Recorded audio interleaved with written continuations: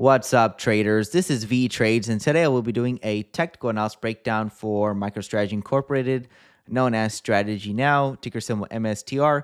I will first be going over what I see in the daily chart and finish the video off with the weekly chart. This video is for entertainment purposes only. Please trade at your own risk.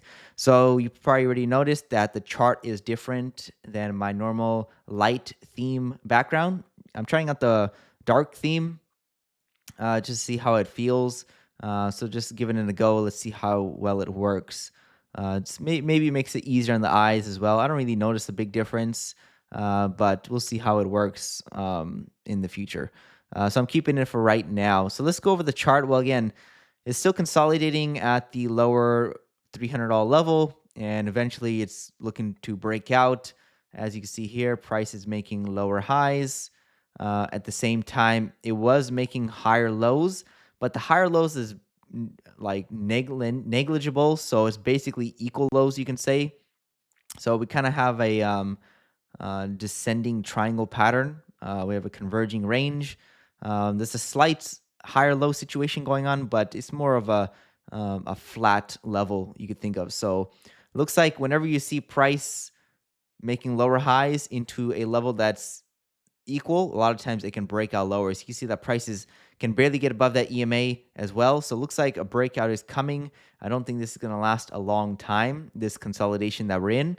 This is all one leg down right here. Second leg down, bears have been attempting to reach the 240 level dating back to early December. So it's already been 2 months of attempting to reach that target, and more than 2 months.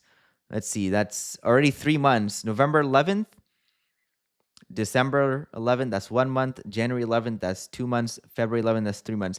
3 months of basically flat price action. So basically, if you went on vacation, you came back and you bought around this area right here, you would basically be at the same level, basically nothing. So again, the market's taking a break. For people looking in, basically people who don't understand the market and you're looking in on a chart, or you're not even looking at the chart at all. You're just like, oh, every time I look at my phone or every time I look at my account, it's the same price level. What's going on? A lot of this is going to frustrate you. So you don't understand how the market moves.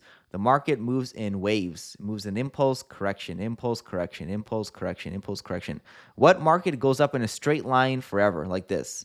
Not even the S&P 500 can do that. Nothing in the market that has a chart goes up nicely over time. So let's say if you have a chart, nothing goes up like this. You probably want it to go like that, nice and even, like maybe like half a percentage gain or a quarter percentage gain every day. Like you would want your returns to be, symmetrical, but that's not how the market works.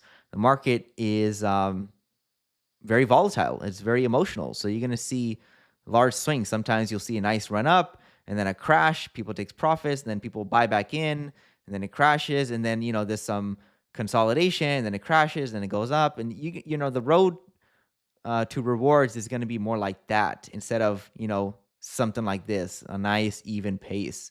And that gives opportunity as well, right? If you'd want to see these large volatile swings so you can get in at the right time and get out at the right time. So that's why, this frustrates a lot of people if you don't understand the market, how it normally, that's just how it works. It's not even like a lower probability situation. You're expecting the market to do something that is not made to do. It's not made to go up in a nice even pace every day or every week. It's not going to do that. Not even the most boring thing, S&P 500. It's similar, but even that type of index does have those types of days and types of months and types of weeks. So MicroStrategy is just doing what it normally does, like any other market. It's consolidating after a massive run up. So it's just correcting lower. I think if we do see a breakout lower, I wouldn't be shocked towards that 240 level. It doesn't have to reach it. It's a theoretical target. If it does get there, I'm still expecting price to continue higher because overall, this is still a long-term uptrend, and this is just a correction in the uptrend. As of right now, the correction hasn't turned into a bear market or anything crazy. This still looks like a correction in a long-term uptrend. A lot of people are getting frustrated on MicroStrategy. I think a lot of people bought MicroStrategy because of what it was doing in terms of price and not really understanding the company and what Bitcoin is. If you understand Bitcoin, if you're long Bitcoin, then you'll understand what MicroStrategy is doing. They own, as of right now, 2.28% of a fixed supply asset. Can you believe that? So basically, one company in the entire world, in the entire human population, owns 2.28% of a fixed supply asset. I mean, that's pretty crazy if you think about it. That means that, like analogy would be, let's say we have a well with 100 gallons of water. They own 2.28 gallons of that water, and it's a single fixed supply that everyone will need eventually. As more people need it and the supply doesn't grow because Bitcoin is capped at 21 million coins, your 2.28 gallons becomes increasingly valuable over time. So, I mean, just put in context, people will eventually need to buy Bitcoin out of necessity. Why? Because let's just start with the basics. Fiat currency is designed to lose value over time.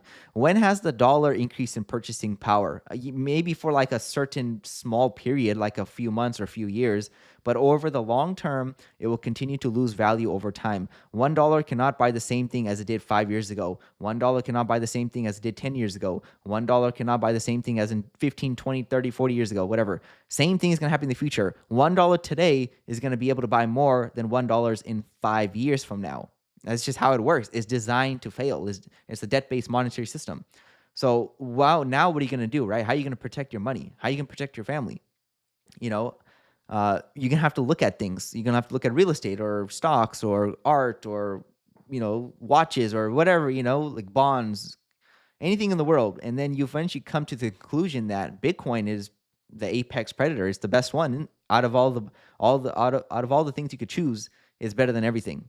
So that's why people choose Bitcoin. That's why companies are starting to put Bitcoin on the balance sheet.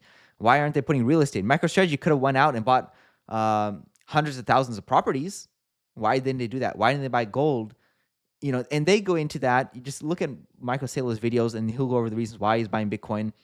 So they're building their company on top of the new monetary system that will eventually replace the collapsing fiat currency system that we are in. That's leading to every problem you could possibly think of: the food problem, the air problem, maybe environmental, or every problem you could think of, political problem, cultural problem. A lot of it is tied to the money, right? You fix the money, you fix the world, because you can't build life on a corrupt system.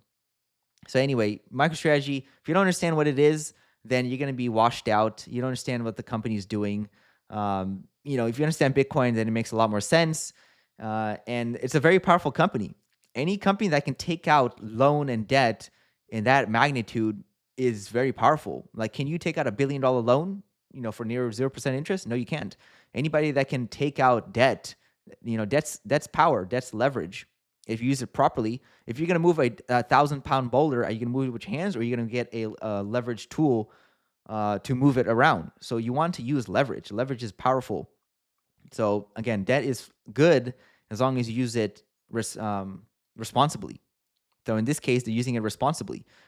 So again, just a little spiel on MicroStrategy. Not much to talk about on price, as you see here, is just flatlining. It's kind of just taking its time. Eventually, we will see a breakout. I wouldn't say it's going to take that long. I don't think it's going to take that long. Why? Because Bitcoin is also coming to the end of its consolidation patterns as well. And yeah, you do see this top right over here. And a lot of people say, we dropped about, 40% from the highs. I mean, this right here, yes, it is technically the high, but I would say this is probably the high level right over here, right around the 440s.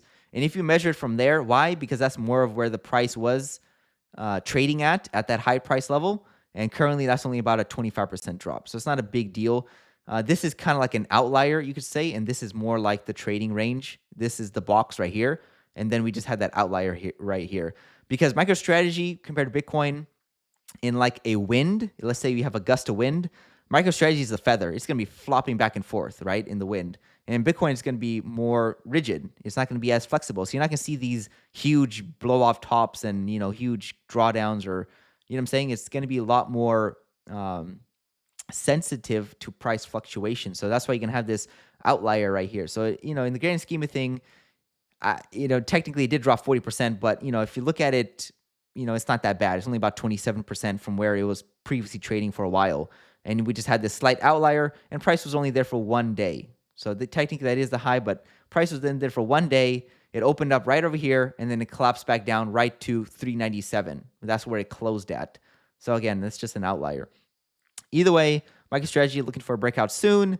Let's see what happens. It needs to clear out these levels. I think there's a lot of stop losses. I think once we see a breakdown lower, it's going to trap in a bunch of shorts. Thinking we have topped. Once we do that, then we'll probably see the advancement to the upside. Let's take a look at the weekly chart. Looking at the weekly chart from MicroStrategy, well, again, not much to say on the regular scale. Let's look at the log scale. And again, it's looking like it wants to come through that EMA. As you can see here, it has been through that EMA in this entire correction. And one more drop lower, we'll probably slice it right through that EMA. And then we could probably see the rally higher.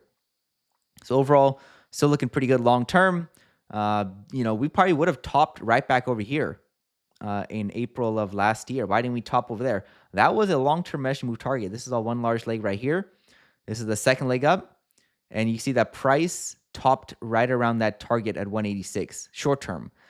So that would have been the top because this is a very long-term measure move target, and price still continue moving up higher.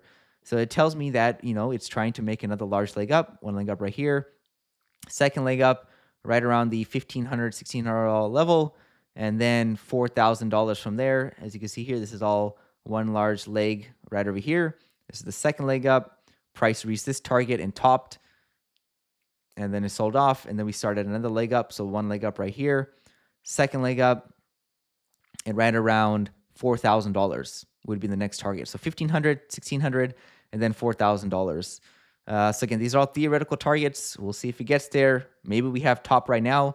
I think that's a very low probability. If Bitcoin is going to double or triple or quadruple, MicroStrategy should at least do 2 times that. So if Bitcoin doubles, this should 4x. If Bitcoin quadruples, this should do 8x. And that's how I see it. Look at Palantir. Let's just switch the chart to Palantir. How is this company even at this level right now? Because the market is not always rational. It's going to be emotional at times. This company is worth $266 billion as of right now. If they stop trading, $266 billion. And last year, the annual revenue was less than $3 billion. So I don't think this year is going to be a substantial increase, in terms of revenue. Yes, it is growing, but should be valued at this price? No, because the price is not always rational. The market's going to get emotional. So MicroStrategy at $4,000, that's not going to be a rational price. It doesn't matter. I'm just saying it's going to get there. I'm not saying it should be valued at that price level. I'm saying the market is not always rational, and you're going to see these huge moves up higher. Just go to a lot of stocks in the market have done that. Let's go to GameStop.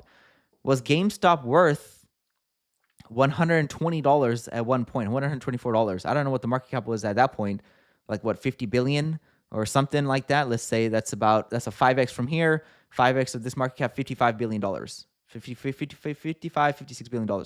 Was it worth $126 billion, $55 billion in market cap? Probably not. So that's what I'm saying. The market is not always rational. You're going to have these emotional swings. So MicroStrategy getting towards these higher price levels is not going to be a rational thing. It's going to be an emotional thing. So getting to $4,000, don't think it should be worth $4,000. It probably would be in the long term. It'll probably stabilize at that price level. But I'm saying it'll probably get there and then crash and then probably exceed that in the future. Maybe something like that. So if it gets there, don't expect it to stay there. It's not at fair value, you could say. It's not supposed to be trading at that price level for a long time. And that's pretty much all I have for MicroStrategy and the weekly charts. Just to go over what I have been thinking about the entire time, just doing what it's doing. Again, it's not a cash flowing company because a software company basically makes nothing. But cash flow is also, the wrong mentality. It's more of like a real estate mentality. Oh, I need my business to cash flow. Well, if your investment income is outpacing your cash flow income, then who cares? Right? If you have $100,000 real estate property and you rent it for $1,000 a month, and let's say that's your net profit, $1,000 a month after taxes and maintenance, that's $12,000 of cash flow. But let's say your real estate property is going up 15% a year, so that means your appreciation in the asset is going up more than the cash flow amount.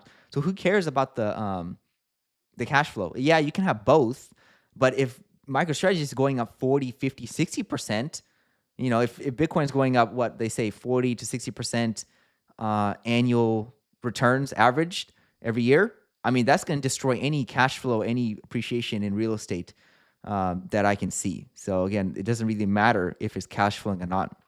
As long as they hold the Bitcoin and it doesn't get stolen or they sell it or whatever, we'll see what happens. So all I have for MicroStrategy and the weekly charts. This is Vee Trades, and thank you for your time.